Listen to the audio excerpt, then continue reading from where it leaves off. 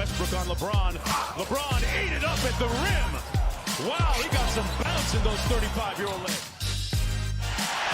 Whose game is it? It's Michael Jordan's game. Have it. 6 to play. Booker. This is for the win. Got it. Basis. So Kobe will dunk, and then so will the other two. Then they'll do it one more time. Oh, between the legs. Got to get it in. Here's Luka. Gets it away. It's gone. A Johnson.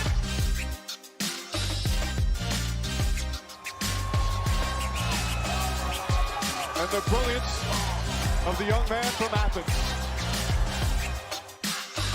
This is the end of an unbelievable era. Well, first, thanks very much.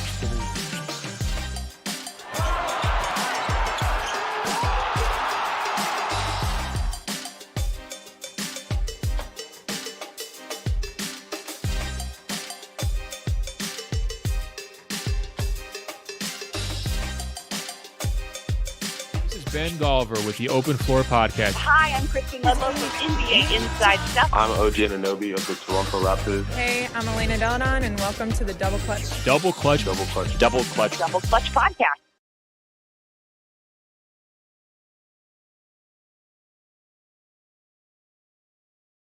Hello and welcome to the Double Clutch podcast. I am your regular host, New York Nick Whitfield. And before I introduce this week's guests, let's dive straight into Around the Association.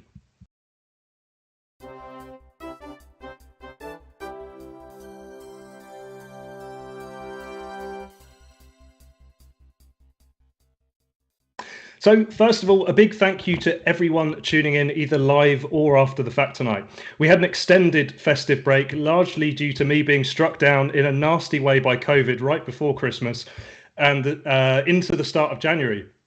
And then a personal issue that kept me out last week. But rest assured, we're back bigger and better than ever. I want to take this opportunity to quickly say I hope you all had a wonderful end to 2021. Whichever holidays you may or may not celebrate, and whatever time off you were able to enjoy. And on to the show. What a time to be alive. We live in a world in which our Prime Minister is at any time unable to verify his location in space and time. Little did we know that we had essentially elected the posh, white, disgusting version of Kyrie Irving without the basketball ability. I am, of course, referencing Boris Johnson, who until today was unable to confirm whether or not he attended a legal party outside of his own house. To his credit, however, he did ask a senior civil servant, Sue Gray, to write an official report. The problem, however, is that this is essentially like Russell Westbrook commissioning his own agent to write a report on how advisable his shot selection was after a particularly bad game. Anyway, something that was impossible not to notice for me personally over the festive period watching games was how it's become pretty much outside of the team I follow, impossible to follow who is and isn't playing for any particular game for a particular team due to COVID protocols. Most games has felt like a bit of a lottery when I turn them on as to who will and won't be playing. But what does this mean? For me, it's just impossible to invest too heavily in the result of any particular regular season game for now, because a lot of them just aren't reflective of what would happen if both teams were at full strength. But one player that assuredly is playing now is Klay Thompson. Yes, the sharp shooting, perfect shooting, form owning, 3-and-D prototyping, 37 points in a quarter scoring, I don't even need to bounce the ball joking scoring machine is back. At the time of recording, he's played 2 games, played 20 minutes in each game, and looked a whole lot like the old Klay. With the Warriors having been one of the outstanding teams all season, you could say, if I can use a Dr. Dre reference, at least some of the NBA forgot about Klay. With James Wiseman also potentially nearing a return, the Warriors look pretty scary. Out in the Eastern Conference, it's impossible not to mention Chicago and the career renaissance being enjoyed by DeMar DeRozan, who's become not only an unstoppable scorer and playmaker, but an absolute clutch monster on top of that. In disappointing news, there are reports that Paul George might be out for the remainder of the season after suffering a torn ulnar collateral ligament, had to get that right, his right elbow. When the Clippers announced it over the festive period, they said he would be re-examined in 3 to 4 weeks, but has been since amended to say that he may miss the remainder of the season. Get well, PG and Kawhi. In US high school basketball news, a women's high school basketball coach of Sacred Heart Academy in Connecticut named Jason Kirk was banned by his own school for embarrassing his opponents. The team won 92-4, an 88-point victory. It's nuts. And from one elite winner to two more. I'd like to welcome back huge Milwaukee Bucks fan, Richard Hunt. Welcome back, Rich. How are you doing? I'm good, thank you. How are you, Nick? Very good, thank you. I'd also like to welcome Rob Rush for his first appearance on the show. What's up, Rob? Well, not much, Nick. Thank you for having me. Glad to be here. Now, my first question is, have either of you ever been banned from anything for being too good or by winning by too much? Nah. I wouldn't say so, no. Did Kirk not even ban you, Rich, when you beat him decisively at NBA 2K? Ironically enough, Nick, he's not challenged me again, so maybe it is a ban. Okay, so with you being your first appearance, Rob, I want to get to know you a little bit. So tell our audience, how did you get into basketball in the first place? When did you first see it? How did you kind of adopt it as a sport? Well, everyone, sort of even over here in the UK, everyone used to follow Kobe when he was playing. Rest in peace to the Black Mamba. So, you'd see all the videos and watch the highlights of Kobe and be like, so new basketball was a thing, just didn't follow it a lot. And then I was on YouTube one day, I stumbled across a highlights reel of a certain college player named Jaylen Brown. And that's sort of where I really fell in love with the league. Obviously got taken by the Boston Celtics third in the 2016 draft to some boos, which I hope they are, saying sorry now to Jaylen Brown after what he's been doing in the last couple of years. We then took Jason Tatum in the 2017 draft for the third overall pick. Something with me and American sports and third picks in the draft. It just meshes really well for some reason. Just followed Celtics really since those two came into the league. Obviously, Tatum's rookie year, him dunking on LeBron in Game 7 was a really nice moment, a cool moment. It's sort of just a wow, welcome to the league. Rookie year playoffs, Eastern Conference Finals, dunking on arguably the greatest player of all time. And just followed the team really there from there on in, and just grown. This is probably the year I followed the NBA in more detail, sort of keeping up to date with free agency, trade rumors, looking at some other teams. I do like Memphis. I love Ja Morant, who doesn't right now, and always interesting to see what teams in the Western Conference are doing, like Portland, especially at the minute. They potentially might do a rebuild with splitting up Dame and CJ. So, I think if we avoid any more games against Milwaukee where we have to lose by 2 points after being up by 15 or 16, then I'll be happy. And you are up in Sunderland? Yes, I'm at Sunderland Uni doing sports journalism, so it's kind of apt to be following as many sports as I do. But NBA is probably my favourite one, to be quite honest. Just as soon as I wake up in the morning, it's straight on Twitter, right? What's Woj saying? What's Shams saying? What highlights have been released since last night? Who had a crazy ankle breaker or a buzzer beater game winner? Like when DeMar did those 2 shots in 2 consecutive days, I was there. Even as a Celtics fan, I just had to go, fair play. I was in awe of him. So I just love the league in general. Really, it's just my favourite sport to watch. And have you explored the local hoop scene up there, or is it strictly NBA for you currently? I need to get into the BBL, and especially I need to go over to Newcastle and watch a couple games of the BBL. It helps with them being on Sky as well. I try to catch some games when I can. It's NBA at the minute, but I think I'll get into the BBL sooner rather than later.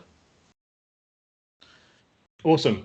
And you're hoping to work in journalism when you're done studying? 100%. Definitely want to be in and around sports journalism. As you meant, like journalism in general, if I could just make it in journalism, then that would be great. But ideally, I want to be involved in sports because I played a lot of sports when I was younger, but was never quite good enough to ever make that next step. So next best thing, if you can't get paid to play sports professionally, get paid to watch and write about them professionally. So that's the dream for me. Got a bit of a way to go, but hopefully I can get there with some hard work and some luck going my way.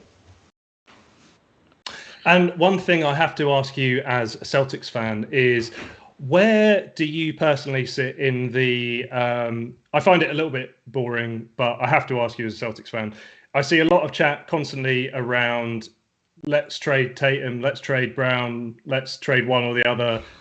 Where do you sit within that? And if you don't sit within the trade one of them bandwagon, what do you see as the Celtics' best route into being better as of now? I mean, sorry to probably about 30% of Celtics Twitter here, but you do not trade Jaylen Brown or Jason Tatum. I read a piece about it a couple of weeks ago. Every team wants a wing who can create their own shot, can play make for others, and play defense. The Celtics have two of them. So why would you trade one of them away? You've got Marcus Smart, who plays all NBA level defense at the point guard role and is averaging around 5.5 assists a game this year. I think is his highest numbers to date. So you don't trade Marcus Smart either because you need that defensive presence next to the Jays, and that's what Brad Stevens in his first year has tried to do. He's tried to take some defensive workload off the Jays so that they can be more dominant at the other end. I do love Time Lord, but I think in the end it will come down to a Robert Williams trade. I think he's the only other asset that we've got to move. Josh Richardson I think could be thrown in there as well.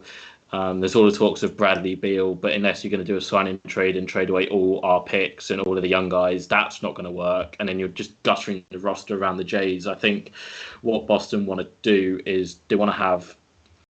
It won't be a big three, say like Milwaukee have of Giannis, Middleton and Holiday, but they want to have a big three of Tatum, Brown and Smart, and they just want to have role players who can hit threes and can play defense.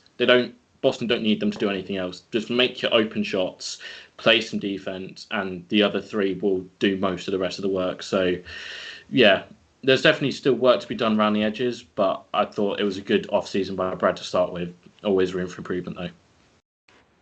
And you bring up Milwaukee's big three, and we have a Milwaukee fan on with us tonight. Rich, how are you feeling about Milwaukee since the last time you were on? I'd say I'm relatively positive, apart from the fact that we've won 1 in 5, I think. I think we're really missing Drew Holiday quite a lot with his ankle injury, and obviously it was a massive blow to lose Brook. But I think the fact that, Giannis is playing like Giannis, I think it's just carrying through a lot of the hard times, really. One of the things that has struck me when I've watched the Bucks this season is the Bucks' biggest strength in some ways is also their weakness, where their main strength is Giannis.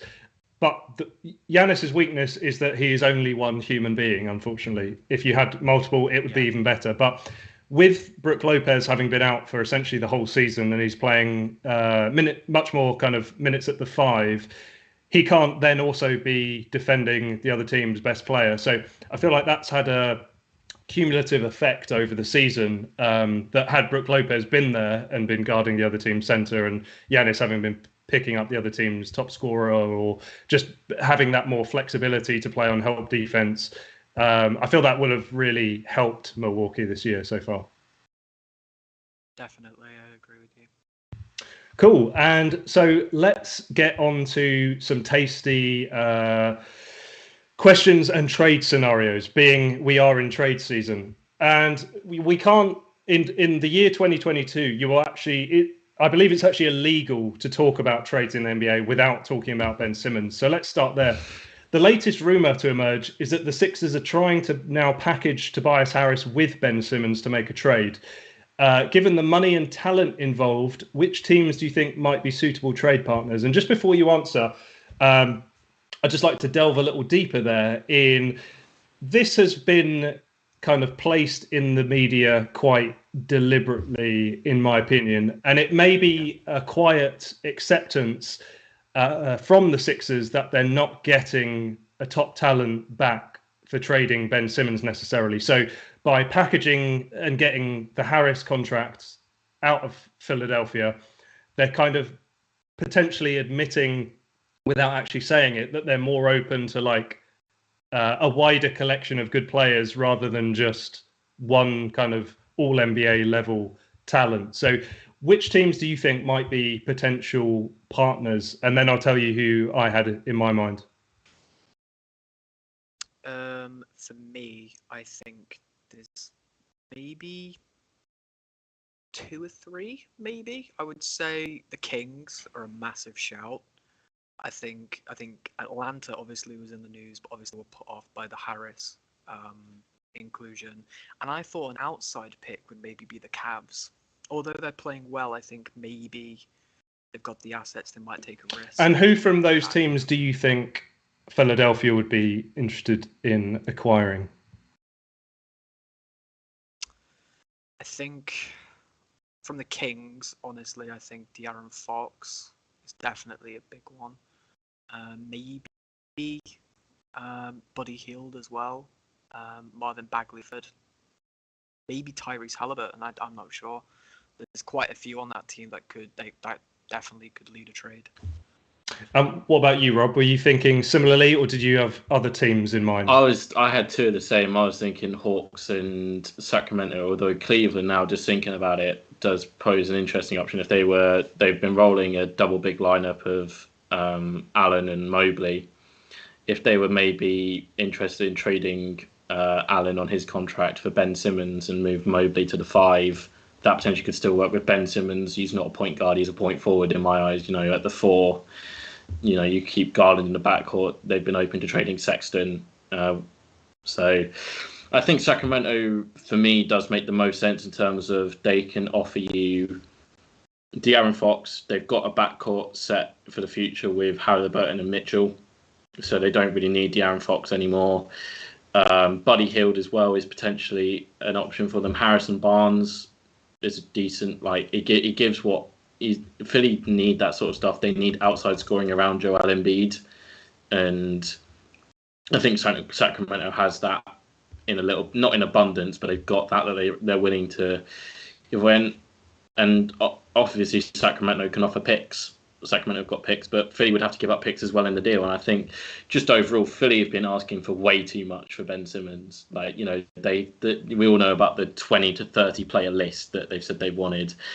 I think, like you're saying with the Harris contract, I think they're now starting to go, yeah, we're not going to get anyone on this 30 player list, so it's time to lower our expectations. But my favourite thing about it was Kyle Kuzma tweeting, how the hell are you going to shift $80 million in contracts? Because it's a very valid point. How are you going to shift it? I don't see this being a straight 2-team trade. I think this will be a 3-team trade with Simmons and Harris going to separate teams. But you're just going to have to wait and see when Philly will finally pull the trigger on Ben Simmons.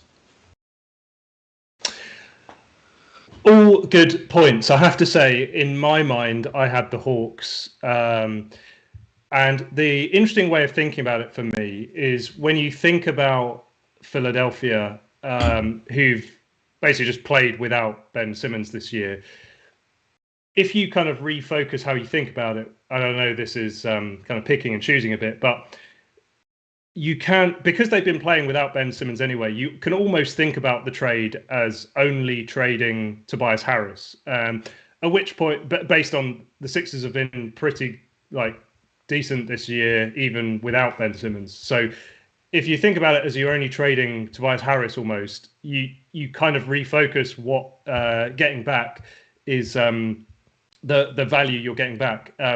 And if you could get players like Bogdanovic, John Collins and Gallinari, if you can package something around that would add huge amounts of shooting and depth to that Philadelphia roster, in my mind, that's something worth doing. And Atlanta has been so underwhelming this season compared to their playoff run last year.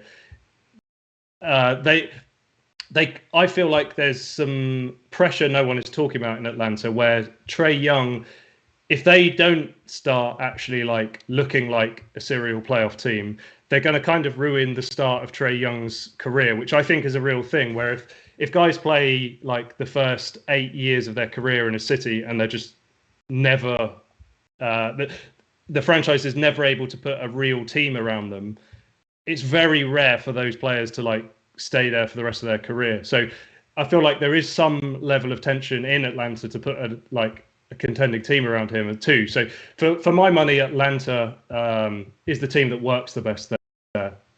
Any more on Ben Simmons before we move on? Indiana Pacers could be another shout as well, seeing as they want to trade DeMontis, Miles, and Karras. The only thing I don't really like acquiring Miles Turner when you've got Embiid.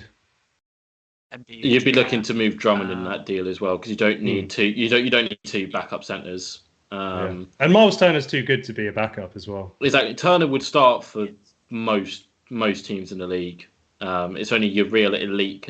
Even then, I say elite contenders. He'd still, for me, he'd be, if he was going to go to Golden State, for example, he'd probably still start at the 5 for Golden State. So I think just on Ben Simmons, for me, I'm sick and tired of hearing his name. Can we just put it aside until we actually get like Woj and Shams tweeting he's been traded? I'm just there like, I don't want to hear any more about these players aren't pushing the needle or a trade's getting closer. Just let me know when he's trading and we can all carry on. I think my biggest disappointment with Ben Simmons is nothing to do with the NBA. It is he is currently not playing for an NBA team, but is dating a UK celebrity. And so I feel like it's a real wasted opportunity. I want to like turn on the TV and Ben Simmons is on Mock the Week, or I don't know. I just want like random Ben Simmons like pop culture appearances. That'd be good. Good morning, Brett. Absolutely. Get him on. Yeah, on BBC. Okay, LeBron James. In terms of points per possession as per Synergy Sports, LeBron James is now leading the NBA in offensive efficiency. The man is 37 years old. Has anything stood out to you about LeBron James and this crazy run he's been on the last few weeks? I think he's proving once again why he is one of the greatest of all time. Like even that, I think he's had the most time out ever in it. Thing this year or something crazy like that, and he's still like one of the best defensive threats in the league at such an age. To me, it's just proving how good his conditioning is, how good his team is around him, and just how much commitment and love he's got for basketball. It's really amazing to see, honestly. Probably the thing for me is just the fact he's doing it while playing a small ball 5. Well. Lakers have been underachieving this year, and yes, they've had their injury issues. AD's currently out, but he wasn't doing too great this year anyway. There's the fact that Lakers are now, they obviously traded Rajon Rondo, they got Denzel Valentine to move to the Knicks. They offered up a roster spot, so it looks like Stanley Johnson's going to get a contract to the end of the year. LeBron's having to play a lot of small ball 5 minutes, and the fact he's still able to do this, what more do you want from him? He's played the point guard in his career. He's played small forward. He's played power forward. He's now playing center, and he's still one of the best players in basketball. And it's incredible to see. There's a reason why he's in most people's top 3, and this is why. MJ and Kobe, I'd say mentality-wise, are on a different level. But the fact that you can plug LeBron in at so many different positions, and he'll still be one of the best players in the league, is insane to me. Yeah, and as younger men than I, the age of 37 is, I imagine, impossible to imagine for you youngsters. But the age thing, being 37 years old myself, is what blows my mind when I watch him play. Just the fact he's able to physically compete at that level across that many games and for that many minutes, like at the absolute pinnacle of the sport, is absolutely insane. But the whole thing also, if I can put a negative spin on it, kind of reminds me of how franchises that LeBron has played for, and LeBron as the semi GM on any team he's played for in the second half of his career, has really failed to ever build a proper team around him where he doesn't have to do this. Because at 37 years old, LeBron shouldn't be exerting this level of energy in the regular season just to keep the Lakers kind of in the playoff spots, which it doesn't bode well for me for the playoffs, because the best version of LeBron we've seen recently, apart from like this stretch in the regular season, was in the bubble when he actually had time to like rest because of the stoppages during that season. He had a very contained number of games that he was able to prepare his body for and all the rest of it. Whereas the way things are going now, I just don't believe. I hope he proves me wrong, but I don't believe LeBron can keep that up until the end of the season, which he might have to do if they have like any chance of like home court advantage, say, in this round. So yeah, that's just my like mini negative spin on LeBron and his teams failing to actually put teams around him where he doesn't have to do this anymore during the regular season. Yeah, definitely. Okay, I'm excited about this section of the podcast. I've called this section "Who is that guy?" And with the crazy number of both G League call-ups that have happened because of COVID absences, and the traditionally end of the bench style guys getting way more minutes on account of these COVID absences, who has caught your eye as to like, I don't know, you've been watching a game and the other team that's playing your team or something like that is just like, I've never seen this guy before and he's actually playing really well. Has anyone caught your eye? I think the two that I have played in the NBA before, but they've just not played good in a long time. I think for me, obviously, DeMarcus Cousins is the first name that comes to me. He played amazingly in Milwaukee. Obviously, he had a few issues. And yet they didn't keep him. At times, which is crazy. And Milwaukee said, I think the GM, I can't remember, but I saw a quote saying that they wouldn't mind him coming back eventually, but then why would you get rid of him in the first place? It's really weird to me because he was playing really well, and obviously we need a center, and if he's doing the job as a 5, why aren't we keeping him? But another name that really did catch my eye, especially during the Pacers Nets game, was Lance Stevenson. 100% has just been absolutely amazing recently. It was kind of funny that the game that Kyrie came back, the name that everyone was talking about was Lance Stevenson. Lance Stevenson is one of those characters that appears every few years in the NBA. J.R. Smith was another one where they're incredibly talented basketball players that somehow either end out of the league or out of favor, shall we say, despite obviously being talented enough to be in the league. So it's difficult seeing how Lance has played in this opportunity with the Pacers, why he wasn't already on a roster. Exactly, yeah, I agree. I think he got like 14 assists yesterday at like one forward, which is really weird to say. But I'm just happy. I like Lance Stevenson, and he's got another 10-day contract in Indiana, so hopefully he can still play at that level. Hopefully he gets signed to a end-of-year contract. My biggest regret about the G League additions and end-of-the-bench guys is because I was really not feeling well over the festive period, I didn't look at my fantasy team at all and wish I'd been way more proactive in actually adding some of these guys, including Lance. Anyone else from your side, Rich?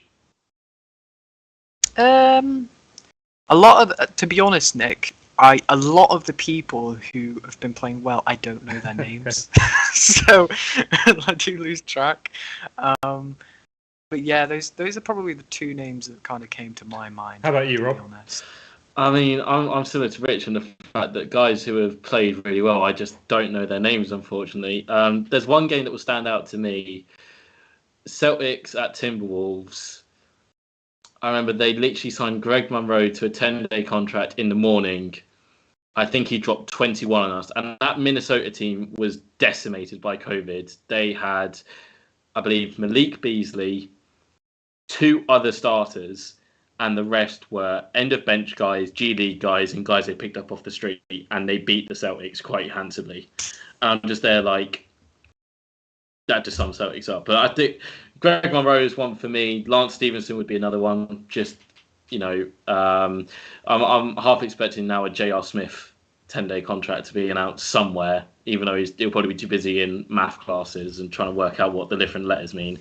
I think Lance probably for me is the main one, because I'd agree he's just way too talented to be out of the league. You know, you look at these guys that you look back a couple of years ago and you go, oh my God, they were great moments, and you wonder why the hell have they fallen out of the league. And Lance has come back on a 10-day with something to prove. He's proven it. Like it says a lot that in a game where all the talk was going to be about Kyrie Irving, he stole the show. He had like 20 in the first quarter, I think, and it's just Lance would be the main one for me. And I hope Indiana make room somehow for him to get on the end of the season, or if they don't, someone will definitely take that chance on him, because these guys have proven that they're too talented to be stuck in the G League or stuck in gyms or playing out in China. Like, no disrespect to those, like the quality of those leagues, but the NBA is the pinnacle, and those guys have proven over 10-day contracts that they're still good enough to play in the league. Agree. So a couple of guys who've caught my eye over the past 2 weeks are, one is for the Miami Heat, a rookie called Omer Yurtseven, who in the last 2 weeks...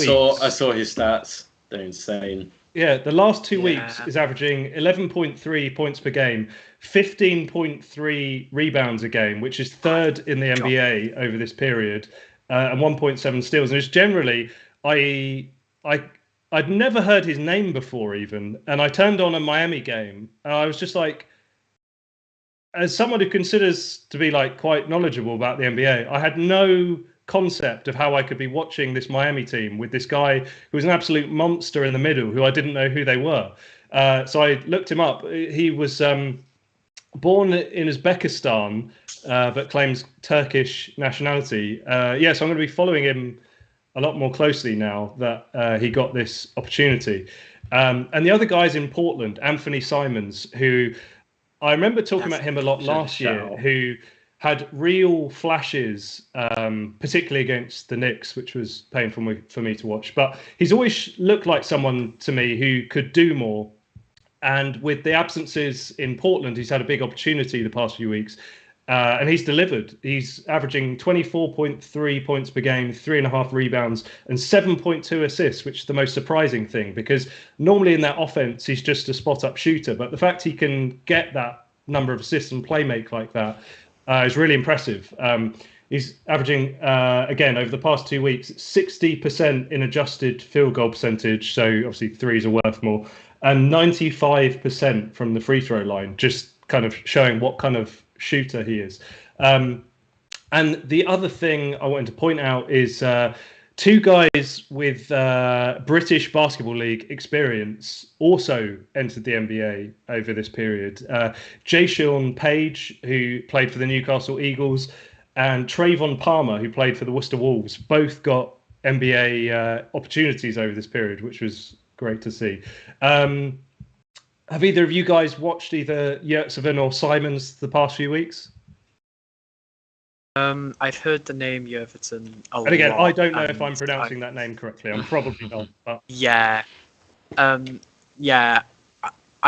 remember, like, I was playing 2K recently, and I saw he had a card on NBA 2K, my team. I was like, who the hell is this guy? And his card was okay, but then I did some googling and like saw some highlight. He's amazing, honestly, and it really surprises me that this guy was just not found before. And I'm really happy that obviously with Bam being out for Miami, they have a good center to play there while he's out. Anthony Simons, I don't really watch much Portland, but I've heard again that he has been playing really well. But yeah, it's really amazing that these guys are getting opportunities. I was going to say, I think what you're seeing with these guys is the fact they've just been given a chance. Like Nick, you were saying, Simons in Portland has mainly just been used as an off-ball spot-up shooter, because there's never really a time where he's the lead guard. He's always out there with Dame or CJ or both. The fact that those two guys are both out, he's setting up the offense. He's been able to create his own shots more, and he's got not full range. He's obviously got Nurkic and Norman Powell out there, but it's effectively, if you get a free shot, you can take it. It's not look for Dame or CJ. And I think if I'm correct in this, he's in a contract year. So Portland now are in a very interesting situation. It's the same for a couple of other guys. I think Dallas, Jalen Brunson, he's also in a contract year because he's a second-round pick, I think, if my memory serves me correctly. So these guys who are now getting opportunities and are making the most of them. I think Simons for the last week, I saw a stat, maybe averages around 28 points per game, or over the last X amount of games, Simons is averaging nearly 30 a game. It's insane, and I think he might be forcing Portland into a decision that they didn't think they were going to have to make. I'm not saying Simon's going to be next Damian Lillard, but it shows, look, you've got a bunch of guys out of contract, and Dame and CJ are not going to take you anywhere. If you generally want to blow it up, you could still keep Simons as a point guard who's still going to, run the offense a little bit. So just the main thing is I'm glad these guys have got opportunities to show their worth, and it's there's only like 430 odd places in the NBA. So, you've got to take opportunities when you get them, and how many times have players not taken opportunities when we got them? It's just nice to see these players taking their opportunities and securing themselves and their families financially moving forward, which is something not talked about enough, in my opinion. If people fall out the league, or just in any sport, how they can fall by the wayside. So it's just really nice to see. And that brings us neatly to our next section, actually, which is with the trade deadline approaching rapidly. It's less than 1 month to the deadline. The broader question is, which teams do you think need to think about making a move? But let's start with Portland, because we've just talked about them a little bit. And I think they're an interesting one, because for a number of years now, they've kind of gone back and forth between people thinking they should kind of gut the roster and start again, and then the following season they'll be way better than people think, and they're like having a good playoff run. So where do you guys stand currently with the Trailblazers and what they should be thinking about doing? I like chaos, honestly, a lot. And I just want to see them blow it up, because I think it'd be interesting. I'd be interested to see what teams offer for CJ and Damian. And I think, I don't know, it's an interesting prospect, as you say, obviously, because Portland 1 year underachieve and then they overachieve. I think, I don't know. It's a weird one. I would blow it up, but that's just me, because I like chaos. So. For me, I'd be looking at what you'd have to give up to get Ben Simmons alongside Dame, first and foremost. There's an obvious trade partner there, in both in terms of contract-wise and fit-wise.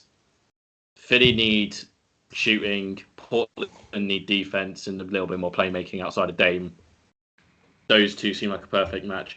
If Philly are not willing to accept any trade offer, including CJ and maybe a couple of expirings and some picks, then for me, I would agree with Rich. I think you blow it up. I think you say, maybe not, but maybe blown up's not the right term. You go and see what else is out there. But if there's nothing really Ben Simmons like, in terms of nothing that's going to make you immediately better on the defensive side of the floor, I think you just have to say, look, we've got guys on expiring contracts who contenders will give picks for. We've got Dame and CJ who will fetch picks in themselves and give us young or younger players in return. I think you do just blow up, because they're not going to go anywhere in the next couple of years, especially now with Dame and CJ picking up injuries during this stretch. I think you're moving towards blow up stage for Portland, and there's nothing wrong with that. Every team at some point, unless you do really good forward planning, has to go, all right, screw this, we're going to tank and do a rebuild. You saw it with Houston last year, saw it with Orlando. I think Portland are reaching that same stage. The major difficulty I see for the Trailblazers is, as with any industry where you're kind of trading assets, if it's not too dehumanizing to refer to human beings as that term, what the worst thing to do is to trade assets at their lowest value, which I think is definitely the case currently for both CJ McCollum and Damian Lillard. Had they traded either of them or both of them almost at any other season in the past 4 years, say, they would have got way more than doing it now, because Lillard's coming off a poor Olympic showing, a really bad start to the season by his own standards, and then a 2-week stretch where he looked good again, and then he got injured again. And McCollum, who's just been on and off for quite a while now. So on the surface, I agree with you guys in that I just think what you see in that Trailblazers roster is never going to be more than 2 exciting rounds in the playoff as their absolute ceiling. And it's interesting, Simmons is brought up both for the Trailblazers and Atlanta, and I think the common theme there is that Simmons' strengths and weaknesses are very balanced with both Trae Young and Damian Lillard. So I think there's good reason he's kind of linked with both of those teams. But yeah, I think I'm very undecided on this one, which is why I brought it up, and I was curious what you guys thought. So yeah, I agree. They need to look at what other teams are going to offer for those guys, and I don't think they should be above trading Damian Lillard, especially he's going into, he's 31 now on a huge contract where they could, the history of guards of that size who start to show a decline outside of Chris Paul is generally not very forgiving. So I think with Lillard in particular, it's how they project him going forward, and also his mindset, because there's been a few things the last couple of off seasons where there's speculation over whether he wants out of Portland or not. So yeah, I don't think there's any easy answer in Portland, but let's move on. Any other teams that you think definitely should be thinking about making a move? Interesting. The Milwaukee Bucks. A championship favourite. I think, personally, we need a 5 and we need a 1. We need a backup point guard and we need a star centre. If that means that we have to trade away Dante DiVincenzo, Jordan Nwora, and Brook Lopez, I am open to it. I just don't think we go far in the playoffs without Brook Lopez, personally. I think for me, the only other team that immediately comes to mind would be Indiana really becoming sellers at the deadline. You know, there was the report a month or so ago saying, hey, look, we're open to trading our guys. They're 15 and 26. They're not in a play-in race at the minute. They're quite a bit below. I think if you're serious about that, you just got to go. You've got to be calling up every single contending GM and going, look, we've got Domantas Sabonis here who's doing this, and this. If you give us 2 or 3 players and a couple of picks, we could work something out here in terms of a trade. Miles Turner would be a solid addition to any contending team in terms of he's a floor spacing 5 who can play good defense. I think if that would be the major team for me, would be Indiana really blowing it up. I think one potentially to also look at would be teams who are about 500, around 500, and want to decide. I think it's just the same as every season. Teams need to decide what they're going to go with. Are you going to see the season out as it is, or are you going to take a step back like Orlando did last year? Are you going to fully blow it up and rebuild, or are you going to push all your chips to the centre and go, we're going all in on this year? I think that probably won't be seen until another couple of weeks, but the main one for me would be Indiana. Then they need to really become sellers at this point. And you mentioned teams around 500. What about your Celtics? Would you like to see them make a move? Dennis Schroeder can go. Dennis Schroeder for me. We'll take him. You are trying to trade him as aggressively as Rich has been in the fantasy league. If you want to trade DiVincenzo and Nwora to the Celtics for Schroeder, I will happily take that, my friend. He's a solid addition to a contender, but he's just not what we need in Boston. I thought he was what we're going to be needing in terms of a 6th man, but it's just not worked out as well as I think anyone was hoping for. So I say that he's starting tonight. He'll probably go and get 35, 8 and 5 and prove all of us wrong again. But in terms of we're not contending this year, so we need to try and, he's not going to re-sign with us because we can only offer him 7 odd mil.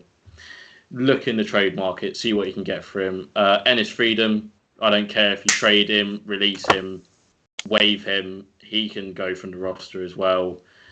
And maybe Al Horford, depending if you want to, because his next year's contract only partially guaranteed, and it's a hefty contract, which he's not worth. So unless you're looking to decline it and try and get him back a cheaper deal, or you're not looking to bring him back at all, you've got to look at potentially what you could get for him. But definitely for me, Freedom and Schroeder need to be off this Celtics roster by the trade deadline.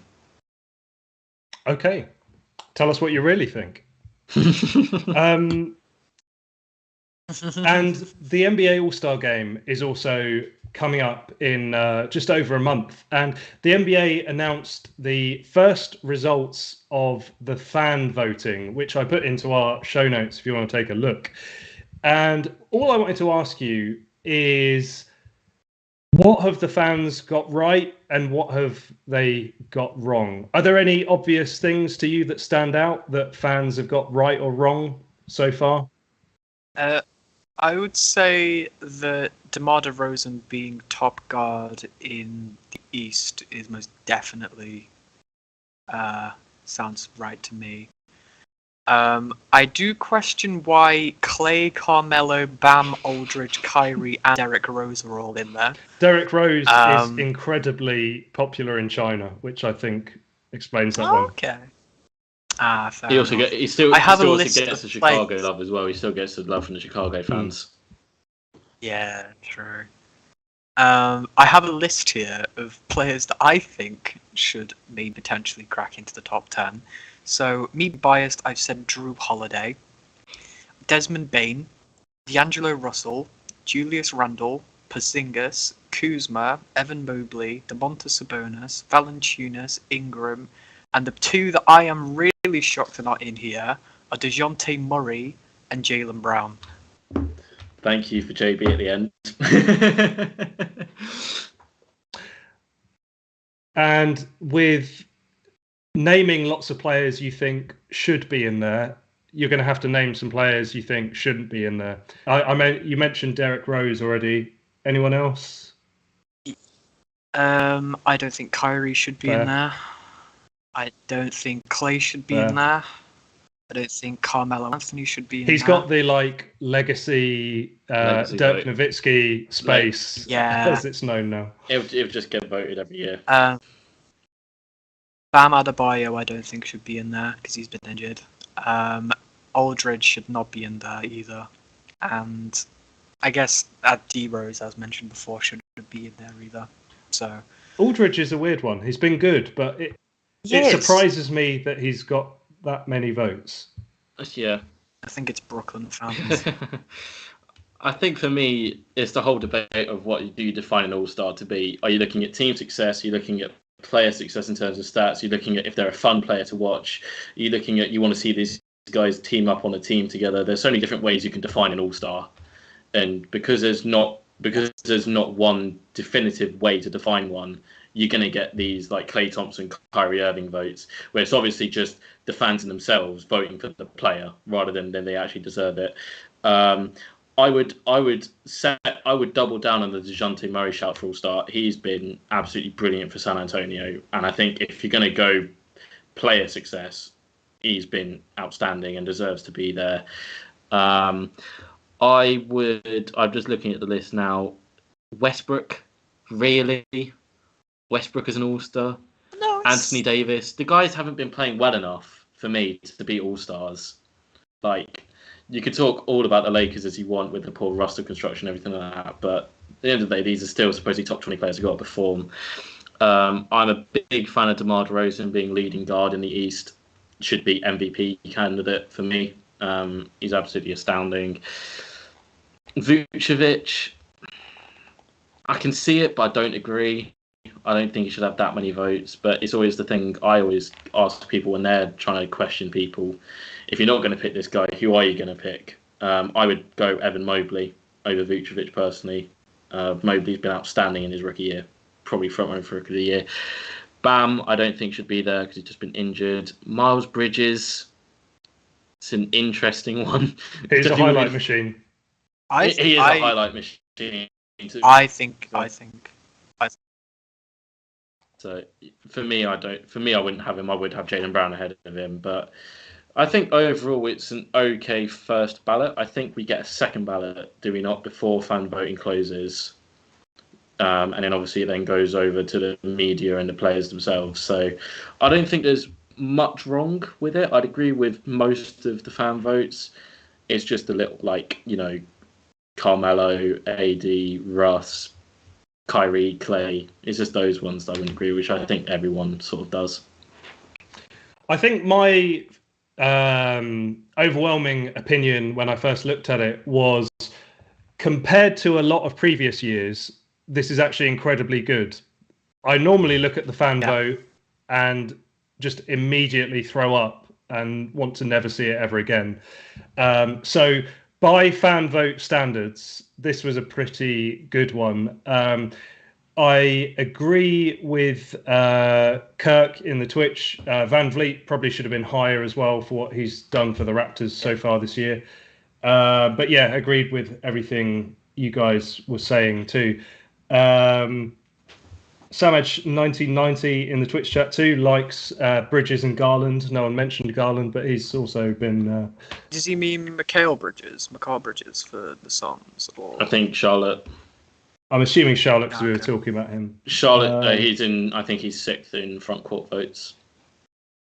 So I don't think Mikal made top 10, unfortunately. It's good. Sorry. Yeah, I was just going to move us on from All-Star voting on to the best part of the show. Hit the music, Kirk, please. So, one of philosophy's biggest questions is, if you haven't been watching Cobra Kai, are you really alive? For anyone unaware, Cobra Kai is a spin-off of the critically and, more importantly, Nick Whitfield acclaimed Karate Kid movies. The show revisits the protagonists of the movies in the current day, and we've seen 3 separate dojos emerge. The first one is Miyagi-Do. Daniel LaRusso, who's the main character in the movies, follows the teachings of the legendary Mr. Miyagi. The focus is on balance in all things in life, in defending yourself and only fighting when absolutely necessary. Then there is Cobra Kai, the bad guys, led by John Kreese, who is the bad sensei from the original movie.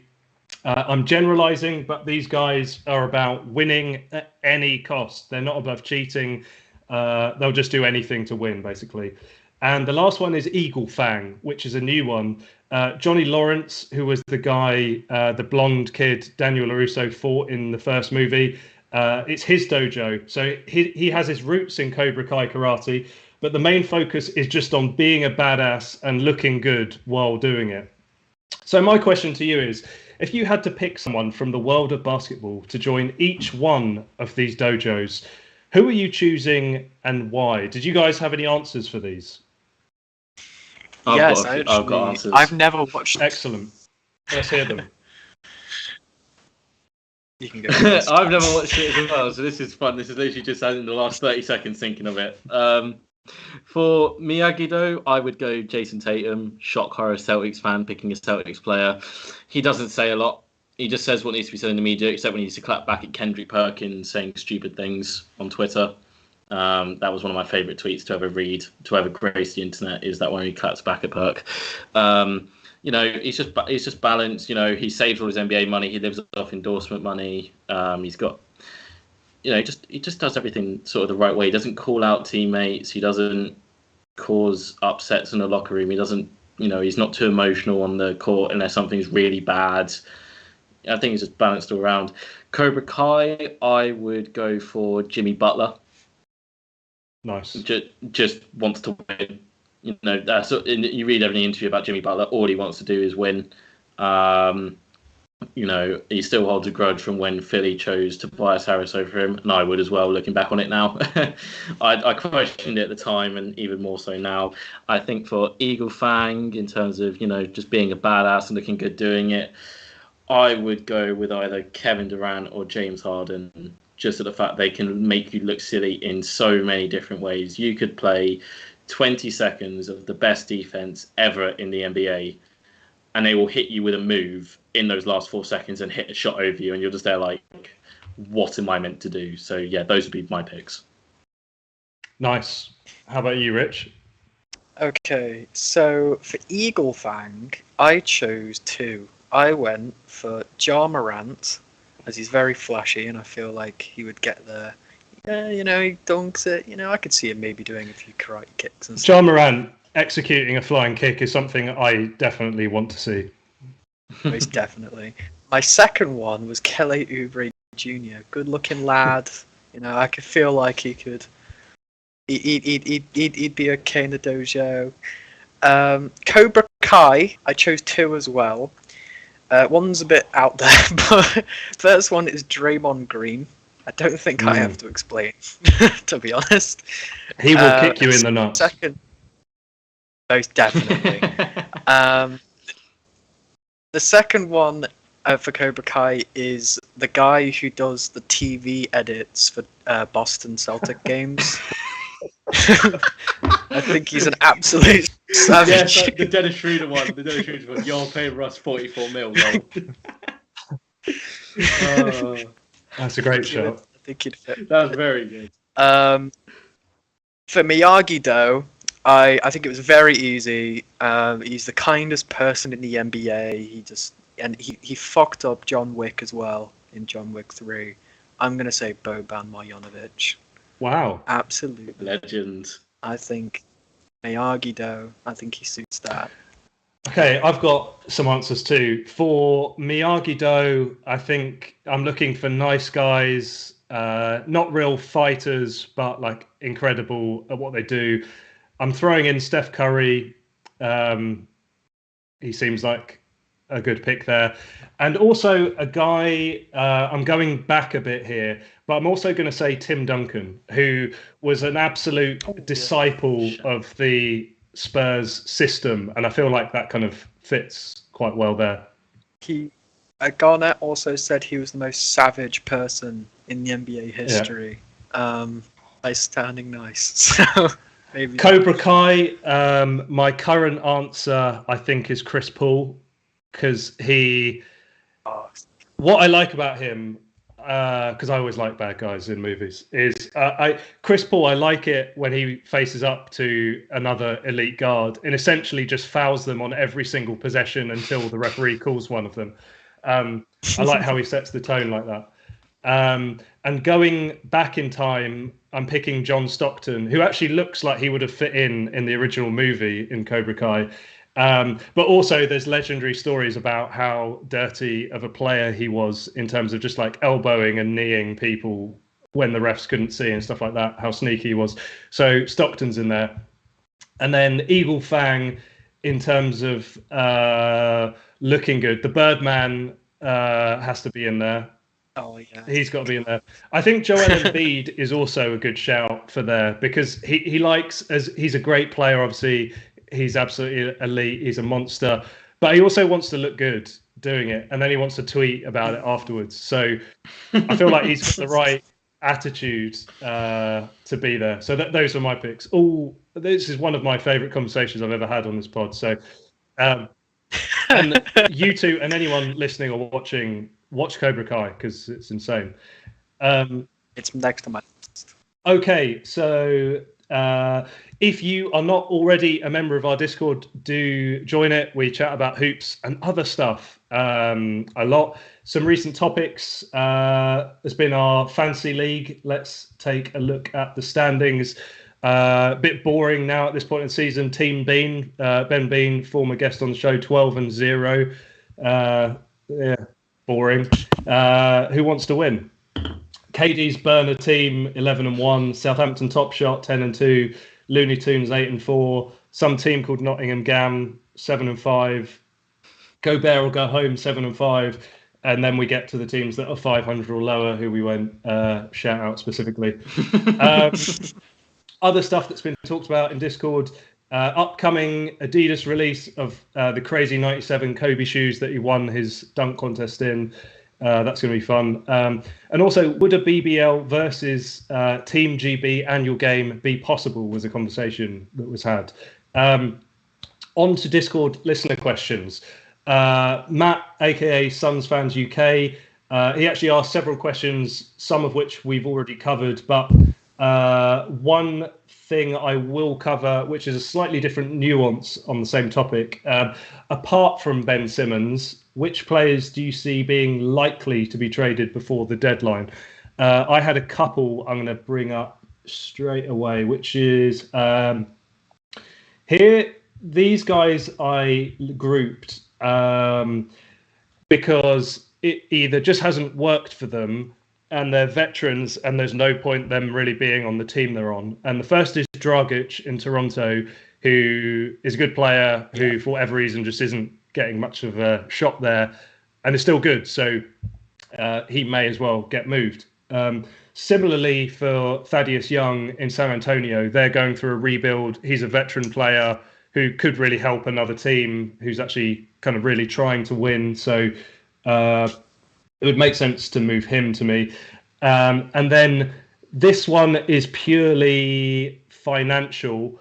I couldn't believe the difference this made when I read about it. Serge Ibaka at the Clippers, who are now without both Kawhi and Paul George, who kind of have to write off this season. His salary this year is $9.3 million. But because they're so far over the luxury tax, if they are able to get rid of him, they actually save $41 million overall because of how much further they come in the luxury tax. So again, and he's out of contract in the summer. So it just seems like it would be stupid not to do that.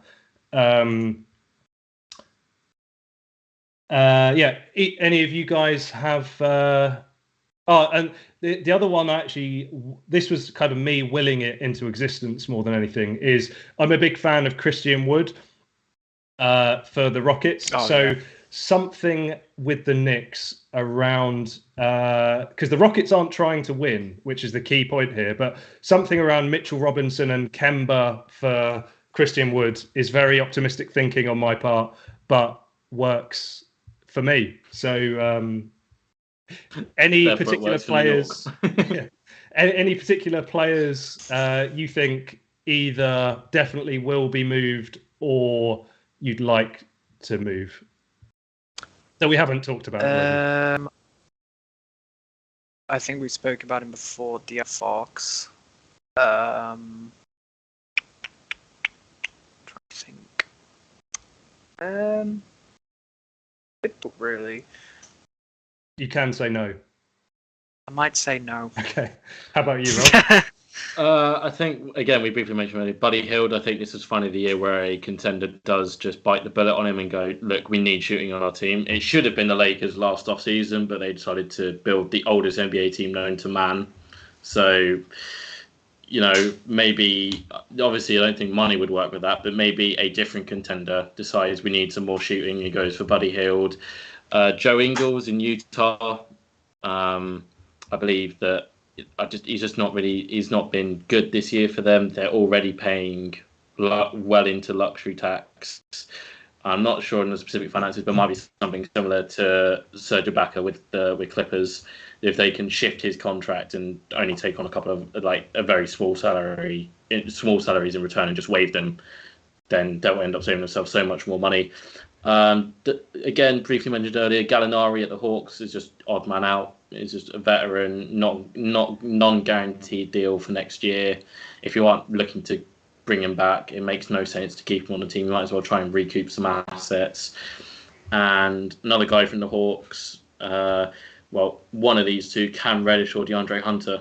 Again, I think it's just a case of Atlanta need to choose which one they're going to go with. Both have had their injury struggles to start their careers. I think both of them, one of the Hawks just need to go, which one do we think can stay on the floor more? Because that's the guy you should be building around, the guy who can stay on the floor.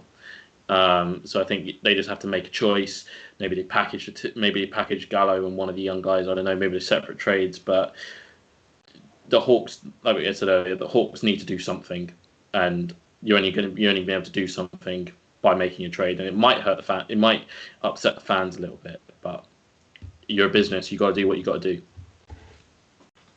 And on to our games of the week.